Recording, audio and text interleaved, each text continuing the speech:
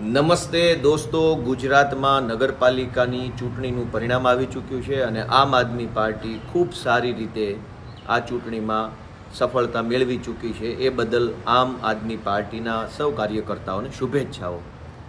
ગુજરાતના સૌ સાથી મિત્રોને એક વાત જણાવવા માગું છું કે ચૂંટણીનો રસ્તો આમ તો ક્યારેય આસાન રહ્યો નથી, પણ જ્યારથી આ ભાજપની સરકાર ગુજરાતમાં આવી છે ત્યારથી પૈસા, પોલીસ અને ગુંડાનો પાવર દરેક ચૂંટણીઓમાં બેહદ ભયંકર રીતે વાપરવામાં આવે છે. સામેવાળી પાર્ટીના ઉમેદવારોને પૈસાથી ડરાવવા, પૈસાથી ન ડરે તેને ગુંડાઓથી ડરાવવા, ગુંડા અને પૈસા બંનેથી ન ડરે એને જૂઠા કેસમાં ફસાવી અને જેલમાં પૂરી દેવા માટેની કોશિશો કરવી. આ અનેક દાદાગીરી, તાનાશાહીની સામે આમ આદમી પાર્ટીમાંથી કેટલાક ઉમેદવારો ઊભા રાખવામાં આવ્યા. એ ઉમેદવારો ઊભા રહ્યા, એમણે નિષ્ઠાથી અને પ્રામાણિકતાથી ચૂંટણી લડી. એ ગુજરાતના ઇતિહાસની બહુ મોટી ઘટના છે.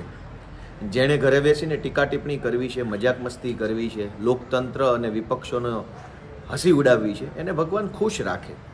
પણ આ ભાજપના ગુંડાઓ, ભાજપના પૈસાનો પાવર અને ભાજપની પોલીસના પાવરની સામે 2 કે 5 કે 25 કે 500 ઉમેદવારો ચૂંટણીની અંદર ઊભા રાખી દેવા અને એ ઉમેદવારોને ટકાવી રાખવા એ બહુ મોટો પડકાર આમ આદમી પાર્ટી સામે હતો, જે પડકારમાંથી આમ આદમી પાર્ટી પસાર થઈ ચૂકી છે અને 35 કરતાં પણ વધુ સીટો ઉપર આમ આદમી પાર્ટી અત્યારે જીતી ચૂકી છે. દોસ્તો, એક તરફ પૈસા, પોલીસ અને ગુંડાઓના દમ ઉપર જીતાયેલી સીટો છે, એક તરફ ઈમાનદારી, નિષ્ઠા, પ્રામાણિકતા, સમાજ માટે કંઈક કરવાની ભાવના અને નિસ્વાર્થ ભાવે ગુજરાત માટે કંઈક કરી છૂટવાની લગનથી મળેલી 35 સીટો છે. એક બાજુ પૈસાના દમ પર આવેલી સીટો છે, એક બાજુ મહેનતથી અને જનૂનથી લાવેલી સીટો છે.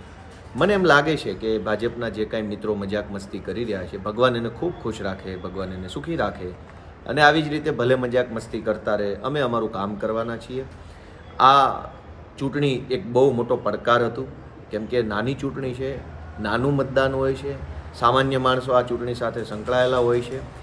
એમને બધી જ રીતે ઘડતર કરવું, તૈયાર કરવા, ચૂંટણી લડવા માટે, ફોર્મ ભરવા માટે, ટેકનિકલી કાગળ ઉપર જે કાંઈ લીગલ પ્રોસેસ હોય એના માટે, આ બધી જ જે ગડમથલ છે એમાંથી આમ આદમી પાર્ટી સુપેરે પાર ઉતરી છે. એ બદલ હું સંગઠનના સૌ પ્રદેશથી લઈ, જિલ્લાથી લઈ, તાલુકાથી લઈ, નગરપાલિકા સુધીના સૌ હોદ્દેદારોનો ખૂબ ખૂબ આભાર માનું છું. અમારી લીગલ ટીમનો આભાર, અમારી મીડિયા ટીમ, અમારી સોશિયલ મીડિયા ટીમ, અમારી યુવા મોરચાની ટીમ, ખેડૂતોની ટીમ, બધી જ ટીમે સંકલન કરી એકબીજા સાથે હાથમાં હાથ પરોવી અને ખૂબ સારું કામ કર્યું છે, જેના કારણે આ પરિણામ મળ્યું છે. 2 નગરપાલિકામાં તો આમ આદમી પાર્ટી સ્પષ્ટ રીતે વિરોધ પક્ષની ભૂમિકામાં આવી ગઈ છે. બહુ ટૂંકા ગાળામાં વિરોધ પક્ષની ભૂમિકામાં આમ આદમી પાર્ટી સ્પષ્ટ રીતે ચૂંટાઈ આવી છે. એ બદલ ગુજરાતની સૌ જનતા, જેમણે આમ આદમી પાર્ટીને મત આપ્યો છે, એમનો પણ હું ખૂબ આભાર માનું છું.